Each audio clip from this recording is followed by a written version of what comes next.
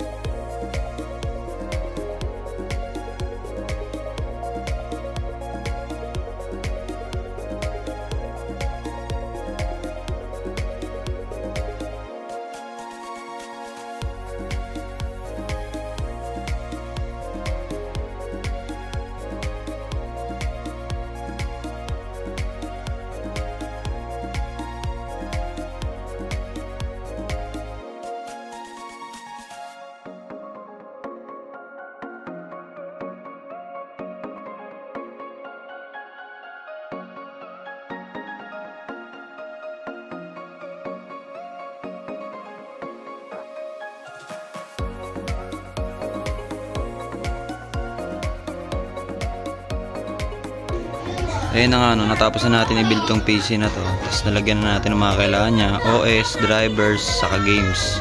Ayun yung padagdag sa akin ni client na 2 unit. At doon na tayo sa isa pa. Lalagyan natin ng OS, drivers, saka mga games. So ayan yun. Yung maganda nating headset, no? With mic. 27 inches. Solid na solid.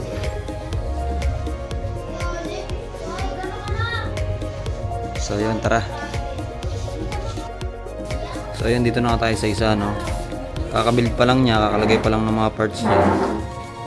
Siyempre, unahin man natin yung DDR speed.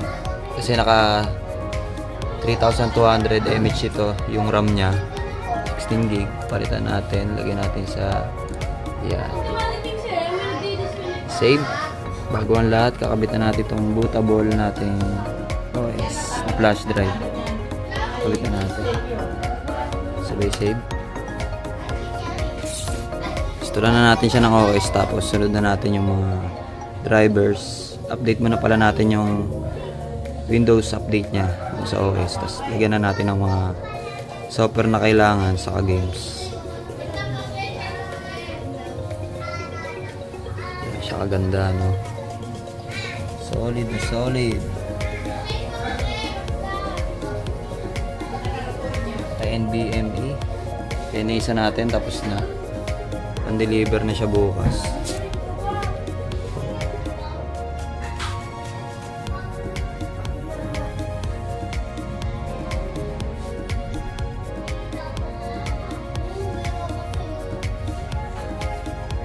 Ayan na lang natin konti.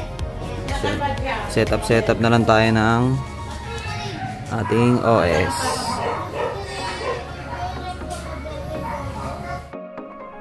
Andang-anda na nga yung 2 units natin, no, para sa deliver bukas. Ito ang ating coin slot. Dual universal coin slot.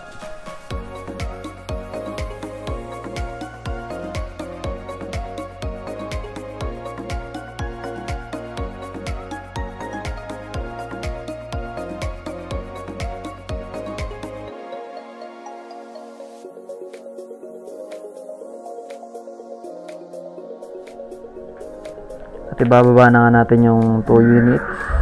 Ready for installation na. May kita nyo yung bakante dun sa likod. Doon natin siya ilalagay yung 2 units na dagdag ni sir.